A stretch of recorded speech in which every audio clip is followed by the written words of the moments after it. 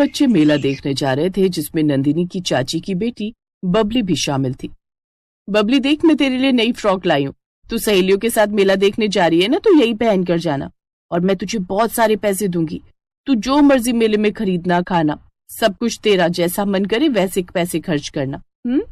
इतनी सुंदर फ्रॉक और इतने सारे पैसे, तुम कितनी अच्छी हो माँ। अब मैं खूब अच्छे से मेला घूम कर आऊंगी।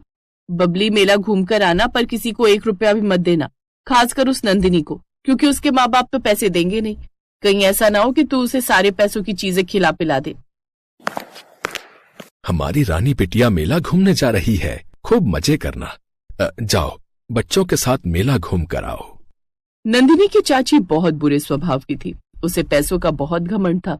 उसने वैसा ही अपनी बेटी को बना दिया था। इधर बबली मेले में जाने के लिए ढेरों तैयारी कर रही थी। उधर बेचारी नंदिनी मेला देखने तो जा रही थी, पर मेले में जाने के लिए उसके पास इतने पैसे नहीं थे।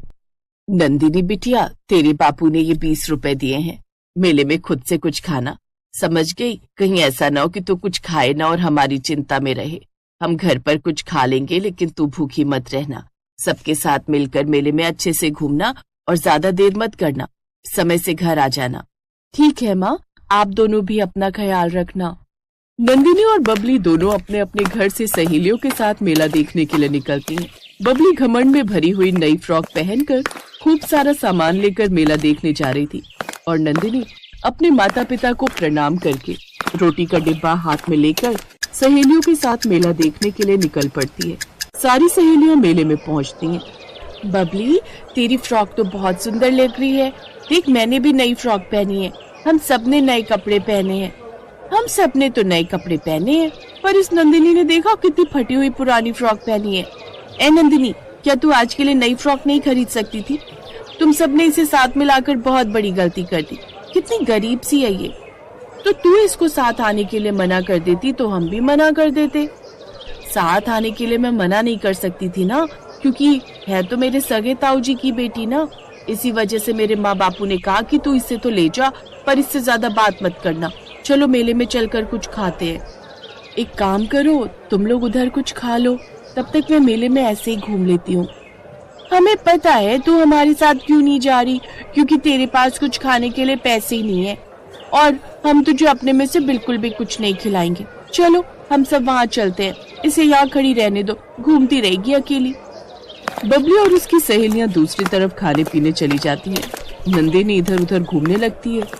नंदिनी के पास रोटी थी, इसलिए उसने सोचा, मेरे पास रोटी है, मैं रोटी खा लेती हूँ और इन पैसों से माँ के लिए कुछ खरीद ले जाऊंगी। हाँ, ये ठीक रहेगा। तभी नंदिनी की नजर एक दुकान पर जाती है। सिलबट्टा। हाँ, माँ कह रही थी कि उनका सिलबट्टा टूट गया है। अगर मैं उनके लिए इन पैसों का सिलबट्टा खरीदूं तो माँ बहुत खुश होंगी। बेटी, बहुत भूख लगी है, कुछ खाने को दे दो। दादी माँ, आपको भूख लगी है? ये लो, मेरे पास रोटी है, आप खा लो। अगर तुम्हारी रोटी मैं खाऊंगी तो तुम क्या खाओगी? कोई बात नहीं दादी माँ, मैं घर जाकर खाना खा लूंगी। ये रोटी आप खा लो। बूढ़ी औरत फटाफट से रोटी खा लेती है। बिटिया, तुम बहुत अच्छी हो। क्या नाम है तुम्हारा? मेरा नाम नंदिनी है। तुम बहुत दयालु भी हो। तुमने मुझे रोटी खिलाई, मेरा पेट भर गया। तुम्हें ये सब अच्छी बातें किसने सिखाई? मेरे माँ बापू ने। वो कहते हैं कि जब भी कोई भूखा या जरूरतमंद देखो तो उसकी मदद जरूर करो। बहुत अच्छे संस्कार दिए हैं तुम्हारे माता पिता ने तुम्हें। अच्छा, ये बताओ, तुम मेले में से अपने माँ बाप के लिए क्या खरीद कर ले जाओगी? मेरे पास 20 रुपए है। माँ के पास सिलबट्टा नहीं है, उनका सिलबट्टा टूट गया है। वो बेचारी मसाले नहीं पीस पाती। सोच रही हूँ वही खरीद लो। अरे, मेरे पैसे कहाँ गए? मैंने यही की फ्रॉक की जेब में ही तो रखे थे। अरे, मेरी फ्रॉक की जेब फटी हुई है। मेरे 20 रुपए गिर गए। अब मैं क्या करूँगी? मैंने तो सोचा था मैं माँ के लिए सिलबट्टा खरीद कर ले जाऊंगी। नंदिनी रोने लगी। तभी वो बूढ़ी औरत एक परी के रूप में आ जाती है। अपने सामने सुनहरे पंखों वाली परी को देखकर नंदिनी हैरान रह जाती है। परी के हाथ में एक जादुई सिलबट्टा था। नंदिनी, मेरा नाम सुनहरी परी है। मैं ऐसे ही लोगों की परीक्षा लेती हूँ और जो मन के दयालु और ईमानदार होते हैं उनकी मैं हमेशा मदद करती हूँ। जैसे तुम सबकी मदद करती हो नंदिनी। ये जादुई सिलबट्टा है, इस पर कोई भी मसाला रखकर पीसा जा सकता है। कोई भी सब्जी या मसाले इस पर रखते से ही पिस जाया करेंगे। सच परी दीदी, ये तो बहुत अच्छा हो जाएगा। अब मेरी माँ को मेहनत नहीं करनी पड़ेगी, वो बेचारी बहुत थक जाती थी। आपका बहुत बहुत धन्यवाद परी दीदी।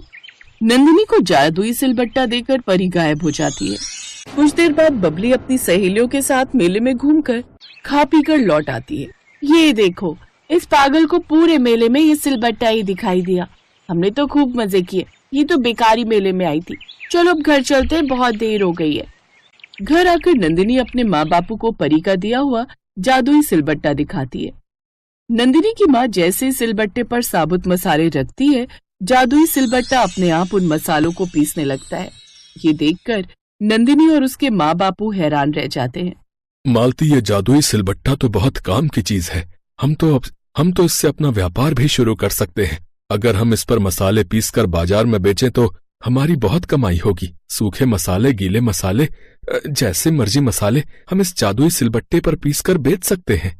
आप सही कह रहे हो, ये विचार तो बहुत अच्छा है। इससे हमें अच्छी कमाई भी होगी। अब हमें पैसों की तंगी भी नहीं रहेगी। ये सब नंदिनी की वजह से हुआ है। नंदिनी, तूने तो हमारी किस्मत ही बदल दी बिटिया रानी।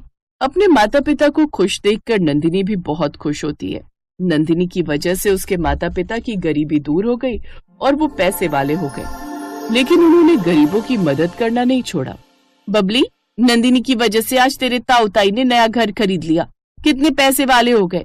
एक तू है जो खाली मेले में घूमने चली गई। तेरी नजर नहीं पड़ी थी उस बूढ़ी औरत पर जो परी बन गई। अब बस भी करो बबली की माँ, इसमें हमारी बबली की क्या गलती है। जैसे संस्कार हम देंगे हमारे बच्चे वैसे ही तो बनेंगे। मुझे तो सीख मिल गई कि बच्चों को अच्छे संस्कार दो। आज नंदनी को मालती भाभी और रमेश भैया ने अच्छे संस्कार दिए और देखो, आज उनकी किस्मत बदल गई और वो हमसे भी ज्यादा पैसे वाले हो गए। अब हमें भी बदल जाना चाहिए। बदले की भावना का त्याग कर दो। चलो भैया भाभी को बधाई देने चलते हैं। उन्होंने नई हवेली खरीदी है और हमें मुहूर्त पर बुलाया है। बबली के माता पिता ने बिल्कुल सही सोचा। हम बच्चों को जैसे संस्कार देते हैं, बच्चे वैसे ही बनते हैं। अच्छाई की वजह से आज नंदिनी और उसके माता पिता के पास सारी खुशियां थी।